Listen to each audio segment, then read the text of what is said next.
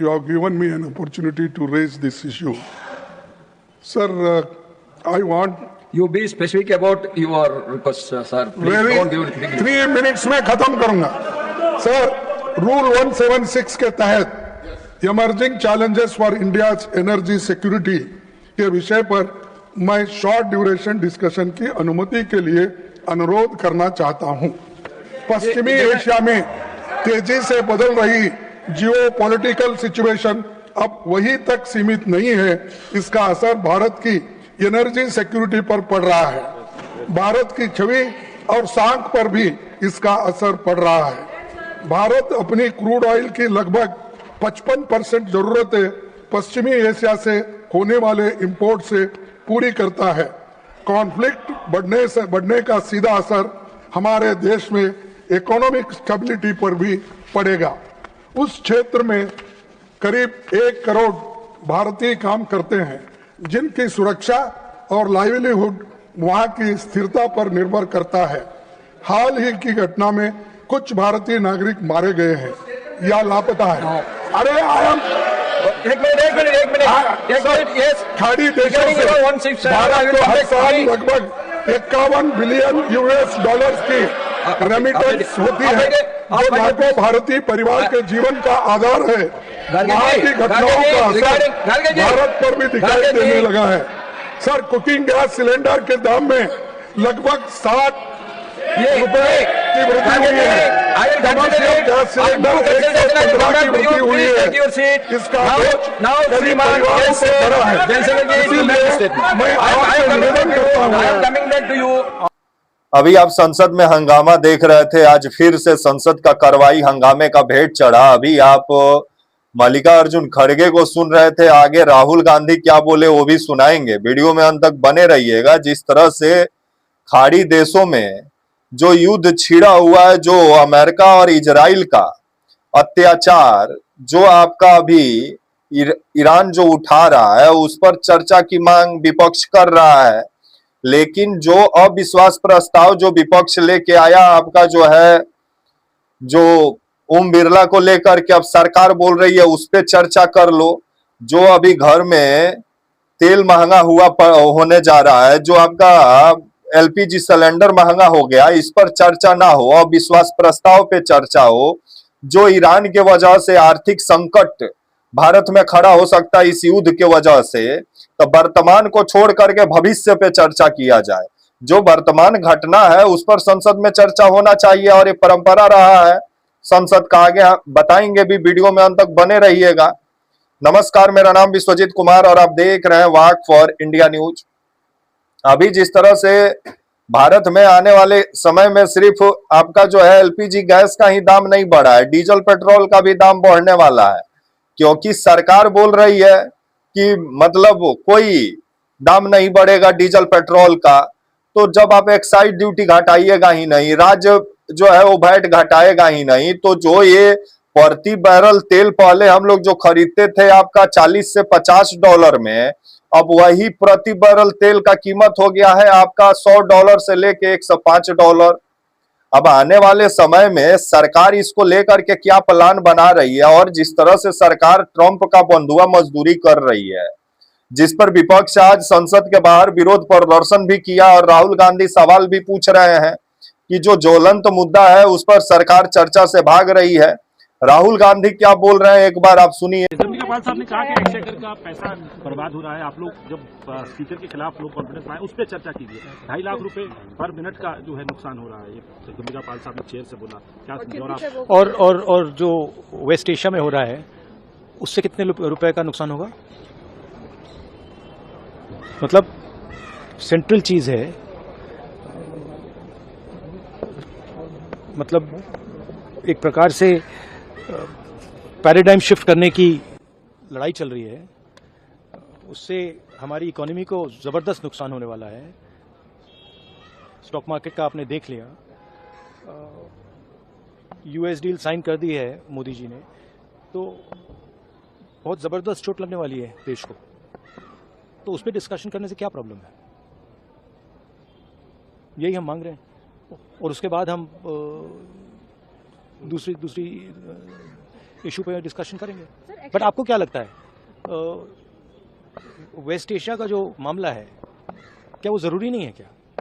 Fuel price, economic devastation, ये ज़रूरी नहीं है क्या? तो ये जनता की इशू है, इसको हम ज़रूरी मानते हैं, इस पर हम डिस्कशन चाहते हैं। उसके बाद स्पीकर पे जो मोशन है, ठीक है, उसको डिस्कस करेंगे, कोई प्रॉब्लम नहीं है।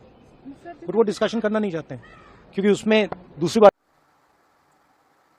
अभी आप राहुल गांधी को सुन रहे थे। राहुल गांधी का कहना था कि जो खाड़ी देशों में जो हमारे लोग जो फंसे हुए हैं करोड़ों के तादाद में, और खास करके ईरान में भी हजारों के तादाद में लोग हैं जो छात्र हैं, और जो खाड़ी के देशों में जो भारतीय वहां से कमा के जो पैसा भेजते हैं, तो जो खाड़ी के देशों में अभी जो ईरान बम फोड़ रहा है, जिस वजह से बहुत सारा रिफाइनरी भी जल के खाक हो गया है, जिस वजह से तेल का दाम में आग लगा हुआ है।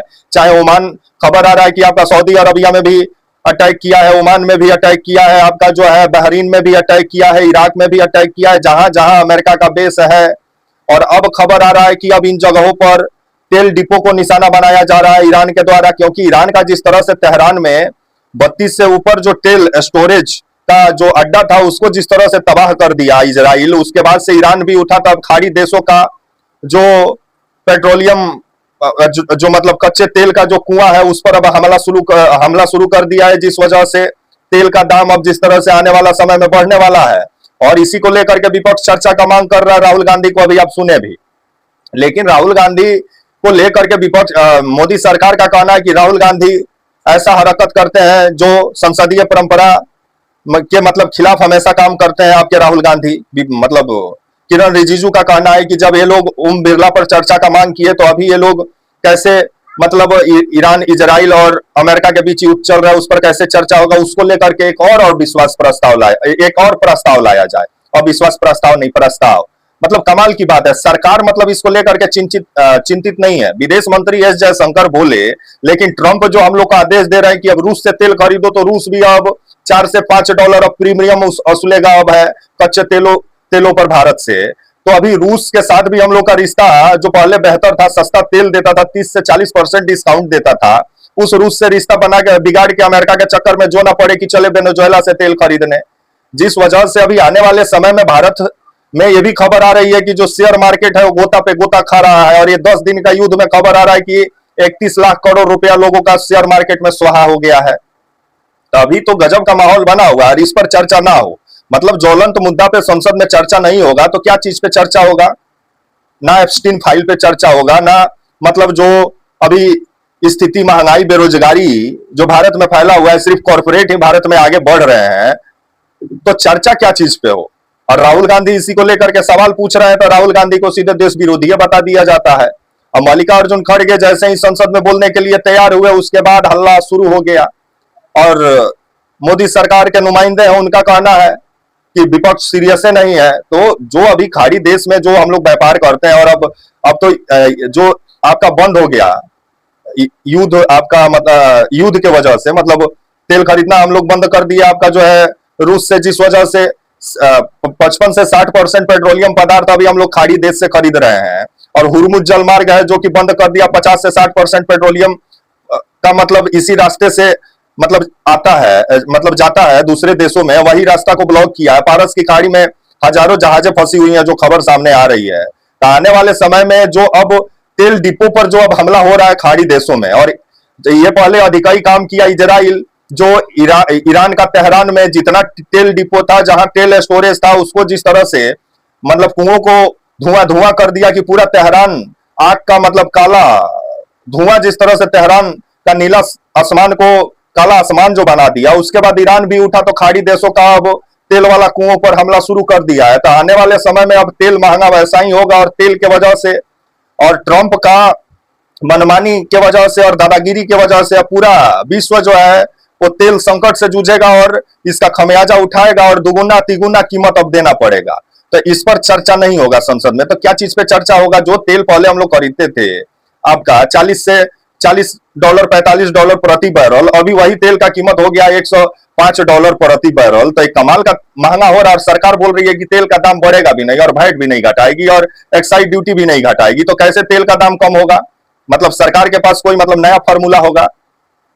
तब आने वाला समय ही बताएगा कि ये युद्ध जो आर्थिक तौर पे नुकसान जो पहुंचा रहा है देशों को, तो उसको लेकर के ट्रंप को कब मोदी सरकार आंख में आंख मिला के बोलेंगे कि जो तुम कर रहे हो गलत कर रहे हो? क्योंकि यही अटल बिहारी मतलब इसी भाजपा को मतलब वो भाजपा पार्टी को तैयार करने वाले अटल बिहारी वाजपेयी 1962 के युद्ध में जब हम लोग चाइना के साथ युद्ध लड़ रहे थे, उस समय विशेष सत्र का मांग किया नेहरू जी से जाके, तो नेहरू जी को बुलाना पड़ा था। अभी तो राहुल गांधी बोल रहे हैं, तो राहुल गांधी को देश विरोधी बना दिया जा रहा है। तो उस समय एक्चुअल नेता थे, अभी बिजनेसमैन वाले नेता है। 2003 में जो सद्दाम हुसैन को मारा इराक में, आपका जो है अमेरिका, वहां वो बोला कि केमिकल बम बनाया हुआ है सद्दाम हुसैन, लेकिन बाद में मालूम चला वहां वो सुतरियो बम नहीं मिला और उस बेचारे को फांसी पे लटका दिया सब। उसका निंदा प्रस्ताव हमारा संसद पास किया था, अटल बिहारी वाजपेयी की सरकार थी 2003 में। जो ईरान के साथ हम लोग का रिश्ता रहा है सादा बाहर का, वो रिश्ता को खत्म करके अमेरिका के चक्कर में हम लोग जिस तरह से पुराने दोस्तों को भुला दे रहे हैं, तो आने वाले समय में हम लोग का विदेश नीति को लेकर के संसद में क्लियर तो करना चाहिए ना विदेश मंत्री को। तो गोल मटोल जवाब देने में विदेश मंत्री भी लगे हुए हैं, लेकिन अमेरिका का आंख में आंख डाल के, ट्रंप का आंख में आंख डाल के ना मोदी जी बोलने को तैयार है, ना मोदी सरकार के कोई नुमाइंदा बोलने को तैयार है। तो इसको लेकर के तो सवाल पूछा जाएगा। वही संसद का आज से कार्रवाई शुरू हुआ है, दूसरा चरण जो आपका 9 मार्च से 2 अप्रैल तक चलेगा। तब आने वाले समय में संसद में जोरदार हंगामा देखने को मिलेगा। आज पहला दिन मतलब दूसरा चरण का पहला दिन ही जबरदस्त हंगामा देखने को मिला, जहां विपक्षी सांसद जो ट्रेड डील हुआ है अमेरिका के साथ, जो अभी खाड़ी देशों में जो महाभारत छिड़ा हुआ है, इस पर अब जवाब मांग रहे हैं और भारत का और मोदी सरकार का जो राय है वो बताए, उस पर सवाल पूछा जा रहा है। तो उसको अब जिस तरह से अब बोला जा रहा है कि विपक्ष जो है वो सवालों से बच रहा है, क्योंकि ओम बिरला पर सवाल चर्चा का मांग किया था। तो ओम बिरला को रखिए ना अभी साइड। जो अभी ज्वलंत मुद्दा है कि आने वाले समय में जब ईंधन महंगा होगा तो सामान भी महंगा होगा, तो इस पर चर्चा ना हो, ओम बिरला पे चर्चा हो, क्योंकि सरकार बचना चाहती है, क्योंकि सरकार फंसी हुई है और राहुल गांधी चर्चा का मांग कर रहे हैं, जिस वजह से आज का भी कार्रवाई संसद का हंगामे का भेंट चढ़ा। तब तक के लिए आप मुझे इजाजत दीजिए और आप हमारे channel walk for India news को प्लीज लाइक और सब्सक्राइब और शेयर करना ना भूलें। तब तक के लिए नमस्कार, जय हिंद, वंदे मातरम।